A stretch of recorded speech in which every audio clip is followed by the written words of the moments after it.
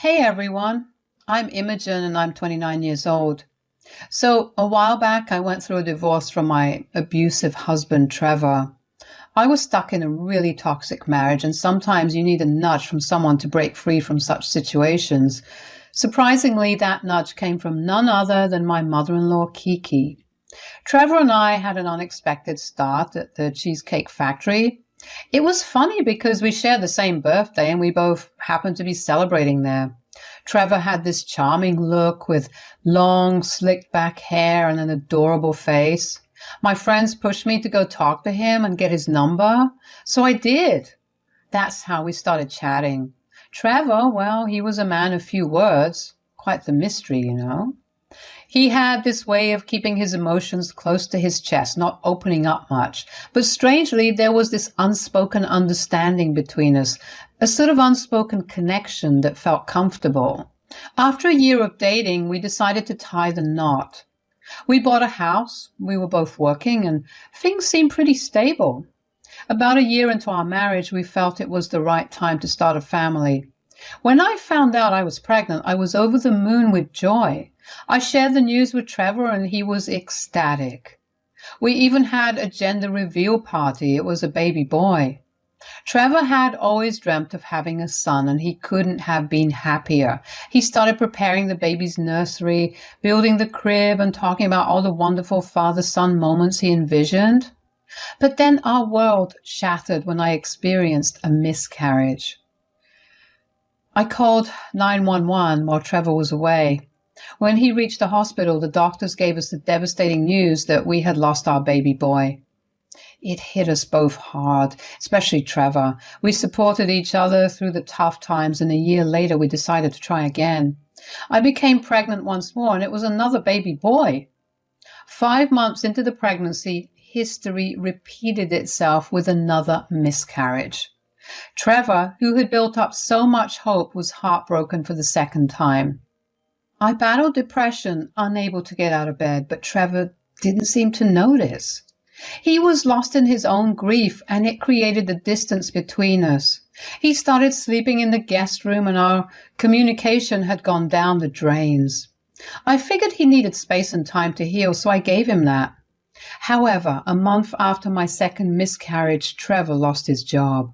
I still remember the day he came home after that. I heard the sound of breaking glass and immediately rushed into Trevor's room, only to find a shattered plant pot. "What happened? Are you okay, Trevor?" "Okay, Imogen. I just got fired." "I'm so sorry, baby, but sometimes life is not fair, honey. You'll find another job. You've got a strong skill set." "Baby? You were calling me baby and offering support as if everything is just fine between us?" "Trevor, we're going through a rough patch, that's all. It will pass." "No, Imogen, it won't. Since the day I married you, it has been like everything in my life has gone wrong." "What do you mean?" "I don't know if you want to hear this, but it feels like this marriage is cursed. 2 miscarriages, losing my job of 4 years. It's like the universe doesn't want us to build a family or move forward. I'm just so tired." "Trevor, that is not true. We love each other, and we entered this marriage together. Every marriage has its ups and downs. Don't worry, I have my job, and I'll take care of everything until you find a new one. Just leave me alone, okay? Get out of my room." It was the most we had talked about in the last few months. Hearing Trevor call our marriage cursed felt like a stab in the heart. But I understood he was overwhelmed. Maybe it was my love for him that made me empathetic. Losing 2 babies and his job had hit him hard. It was like a never-ending string of bad luck. I decided to give him some space. The next day, I headed to work without asking Trevor about his plans for the day or if he was going to stay home. When I returned, Trevor was on the couch, an almost empty 6-pack of beer beside him. I tried to talk to him, asking how he was feeling, but all I got was silence. I pressed him to answer, and he said, "I'm okay. I'm going to go to sleep now." That's all I got from him. It had been almost a week since Trevor lost his job. Each day when I left for work, He was planted on the couch, glued to the TV, and when I returned, the scene remained unchanged except for the growing pile of empty alcohol bottles. I couldn't help but worry about him. One evening, unable to ignore my concern any longer, I finally talked to him. "Hi there, how you feeling? Did you manage to have lunch?" "Yeah, I ordered some Chinese takeout." "Good choice. Actually, I wanted to discuss something with you. I understand it's been tough and you're going through a lot.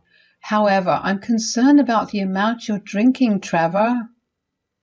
"I'll decide what I have to do. Just because you're the one bringing in the money doesn't mean you can dictate everything in this house." "Honey, that's not what I meant. I've been thinking, given everything we've been through, perhaps we could consider therapy, either as a couple or individually. Whatever you're comfortable with. I've been struggling too." Can you stop making yourself out to be the only victim here? I lost those babies too, you know. I need some air. I'm heading out. I found myself trapped in a cycle of difficult conversations with Trevor. No matter how hard I tried to be empathetic and understanding, he continued to shut me out, invalidating my feelings. It was a struggle and I didn't know what to do. Trevor wasn't ready to accept the help I wanted to provide. Instead, he often said hurtful things, making me feel like it was my fault for our problems.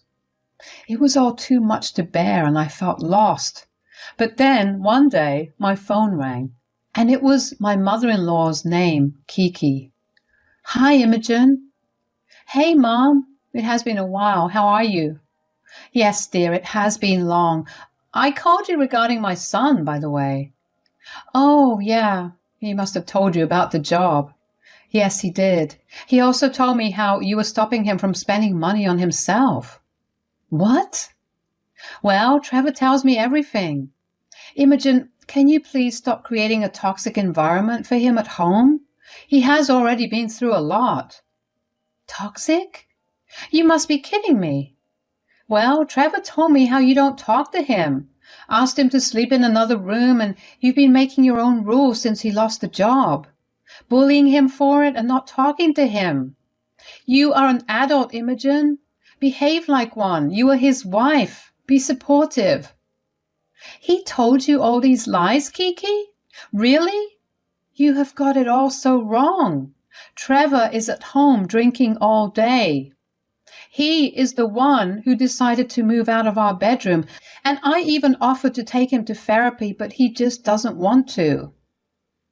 "Imogen, don't call Trevor an alcoholic. He barely drinks." "I know. That's why I was so concerned about him. I don't know what happened to him." "Imogen, you are not taking care of my son. Do I have to lecture you on marriage now? I wish he would just leave you. Poor kid." "I can't believe you're saying this. Why don't you trust me? Trevor's never been like that. I wish I was there to take care of him. You know what? Why don't you come over for a week? Check up on your son yourself and see how he's doing." "Maybe that's not a bad idea. Trevor will be glad to see some positivity in the house." "Sure, whatever you say." I was furious with Trevor for lying to his mom about me when he was the one keeping his issues to himself. At this point, anger was my predominant emotion. Kiki came over to our place, and just as I anticipated, Trevor wasn't thrilled about it. On the morning of Kiki's arrival, Trevor left the house and spent the day with his friends. While he was away, Kiki took over the kitchen and started preparing his favorite meal for him. "I doubt you've been feeding my son well." "Well, I made him breakfast and dinner." "I don't get what's wrong with him. Why did he leave just as I came? My son, I'm just so sickened by the thought that he can't spend a minute in this house because of you." "Kiki, are we really doing this again? These are facts, Imogen. I don't know what you're doing wrong. Are you not giving him enough attention? Is this about the baby? I just think this whole marriage was a blunder." "You don't have the right to pass judgment on my marriage. You're here for a week as Trevor's mother. But this is our life. Oh, honey, don't worry. I guess I'll have you out of the house by the end of this week. My son needs someone to open his eyes. Kiki was super sure her son was right. I decided not to argue anymore. I thought she'd figure it out eventually, so that night, Trevor did not come home for dinner and Kiki called him a bunch of times, but he finally picked up and yelled that he would be late. When Trevor got back home, Kiki tried to cheer him up by telling him she had cooked his beloved crab cakes. Trevor was not in the mood for food, though. Kiki, being the persistent type, pushed him a bit. He stormed into the kitchen and dumped the crab cakes she had made into the trash. Then he spotted a fresh batch of brownies on the counter and tossed them out as well. I knew Trevor wasn't in the best frame of mind, but I couldn't help but speak. If you didn't want to eat, you could have been polite. I don't care about stupid crab cakes and brownies, okay? She was preparing those for you all evening from scratch. Also, food in the trash? Are you serious? If you care so much about the brownies, why don't you pick them up from the trash and eat them? The next day, I left for work, wanting to steer clear of their mother-son drama. When I got back, it was clear there had been some tension between them, but I didn't bother asking. When I was home and not at work, Trevor acted like a rebellious teenager, disrespecting both me and his mom. He would say hurtful things about Kiki's character and his dad leaving, and I felt bad for Kiki, even though she thought I was the problem. One morning when I woke up, Trevor and Kiki were fighting. I went into the living room. Trevor, why don't you come with me to the yoga session I have booked for us? It would be good for both of us. Yoga? Seriously, Mom? You think I have time for that crap? It's just an hour, Trevor. It can help relieve some stress. It can also help you with your anger, son. Anger? You want to talk about anger, Mom? Let's talk about how you ruined my childhood with your loose character. The reason my dad left you was I was angry about it. But did you do something about it too? Trevor, please don't bring up your father. This is about us. When are you leaving again? Trevor, who are you? Why are you being so rude to me? Well, this is me now. I have to go help my friend fix something. I'll see you later. Trevor left and slammed the door in our faces. Look what you have done to my son. This is what happens when you keep someone in a cage. Can't you see what's really going on? I've had enough of both of you. First, Trevor won't talk to me for some inexplicable reason, and now you're laying all the blame on me, assuming you've got everything figured out. I'm off to work. When I got back from work, things were a total mess. Kiki had her bags packed, and both Trevor and Kiki were there. I was seriously confused about what was going on. Wait, Kiki, I thought you were planning to leave at the end of the week. What's happening? I don't know. I went for a walk, and when I came back, I found all this. Mom, you were leaving. I got you a flight ticket back home, and I paid for it with my card. I also took some cash from your purse. It's your ticket, not mine. But why, son? I'm your mother. Why are you pushing me away? You're trying to control my life, Mom, telling me not to drink, to get my act together. I am a grown-up now. What's wrong with you? I only want what's best for you. Just like when you dated Steve after Dad left and he used to beat me up and you ignored all of it. Trevor, enough! Why can't you let it go? Is that girl putting all these things in your head? To be rebellious? I saw her outside with you the other day. What girl? Shut up, Mom. Why do you have to open that stupid mouth of yours all the time? Trevor grabbed an empty beer bottle within reach and tried to aim it at Kiki. She managed to dodge it, but she hurt her hand and her finger was bleeding a bit. I couldn't stay silent any longer, seeing another woman in distress like that. Trevor, that's enough. She's your mom. Get out and don't come back until I tell you to. Stay wherever you want to, but don't come here. I was really baffled by what had just gone down. It was all still sinking in. And there was Kiki shedding tears. I grabbed a glass of water for her and wiped her wound clean. Then I got her seated. My mind was buzzing with questions that needed answers. Trevor never mentioned anything about his mom's boyfriend, Steve, or her past relationships. It was like he kept a lot hidden from me. I knew Kiki had been through a divorce, but she never talked about any of her boyfriends. And this mystery girl she mentioned.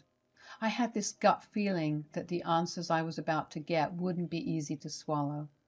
Please forgive me, Imogen. I'm sorry I treated you this way, especially knowing what's been going on. Well, Kiki, I need the truth now. What's happening? To begin with, Trevor has been cheating on you. What? With who? How long has this been going on? I don't know all the details, but the other day, when he wasn't home and you were at work, that girl dropped by. I had a conversation with her. She didn't even seem to know Trevor was a married man. Wow. Now it makes sense where he was all those nights. I trusted him and he did this to me. Trevor's dad cheated on me too. I blame myself for the way Trevor is now. I had some abusive boyfriends and I neglected Trevor when he needed me. What's done is done. You did neglect Trevor. But that's no excuse for what he's doing now. You've seen the way he behaves lately, and what he did today was way out of line. I'm not making excuses for Trevor. I can't even recognize him anymore. He needs help. He's becoming the person he once feared. He has become a monster. From one woman to another, Imogen, I'm begging you to leave him. He's abused you and cheated on you, and now he's out there ruining his own life. You have a future ahead of you. I'm so sorry for my son. You should talk with him. You can stay here for another 2 days until you have your actual flight. I guess Trevor has a place he can comfortably stay. So Kiki stayed with me for another day, and we didn't hear from Trevor. No calls, no texts, no apologies. To be honest, I knew the end of this relationship was coming somehow. The way Trevor had been acting and everything, I should have seen the signs. I was beating myself up and blaming myself for Trevor's behavior. I thought the reason for my not being able to give him children led to all this. When Kiki left, I thought about things for a couple of days before reaching out to Trevor. I knew my life would significantly change. I was my own sense of strength. I talked to my parents and I was close with them, but this would have absolutely broken their hearts. I did plan on telling them later, but at that time I decided to confront Trevor first. I called him and asked him to come over, and he did. Kiki told me everything, Trevor. You've been cheating on me despite all we've been through. Instead of being there for each other, you pushed me away and mistreated me. Imogen, I'm not scared of you. Your attitude, that's exactly what I mean. And with the incident with your mom, you need some help, Trevor. Whatever. You've changed so much. You used to be quiet, but this anger, where's it coming from? I wanted to start a family and you couldn't give me that. I lost my job. It's like you're bringing bad luck, and then you blame me for being angry? Honestly, I don't want to be with you anymore, Trevor. You're not the person I fell for. So, you're leaving me? That's right. Who's going to handle groceries and other essentials? I don't have a job. I can't even pay for gas. I can't take care of stuff right now. You're such a man-child. Seriously? You expect me to do all that while you're out there cheating on me and treating me like dirt? Come on, Imogen, I'll end it with her if that's what you want. Seriously? Do you think I'm that naive? Am I your money machine or what? It's over, Trevor. After parting ways with Trevor, I found myself on a new and unexpected path. Divorces are never easy. Kiki gave me a call after the divorce. She informed me that Trevor had been crashing at her place and that his girlfriend had broken up with him. Life has this funny way of turning the tables sometimes. I remembered how Kiki had once vowed to open her son's eyes, but it turned out that her own eyes were the ones that truly opened. I decided to set up my own place, and let me tell you, it feels like a fresh start. The Trevor chapter had its share of complications, and it left its mark. So I decided to seek help and started therapy to work through the issues and become a better version of myself. In one of my therapy sessions with Alicia, she brought up something. She casually suggested the idea of me becoming a single parent through adoption. Her words stayed with me even after our session was over. Just last week, I did something pretty brave. I went to an adoption center, filled out some forms, and started training to become an adoptive parent. I'm really excited about this new chapter in my life. It's giving me hope and making me look forward to what's coming. Life hasn't always been easy, but it's made me stronger and more determined. Going down the adoption path feels like a chance to do something really good for a kid and experience the joys of being a parent, all in my own way.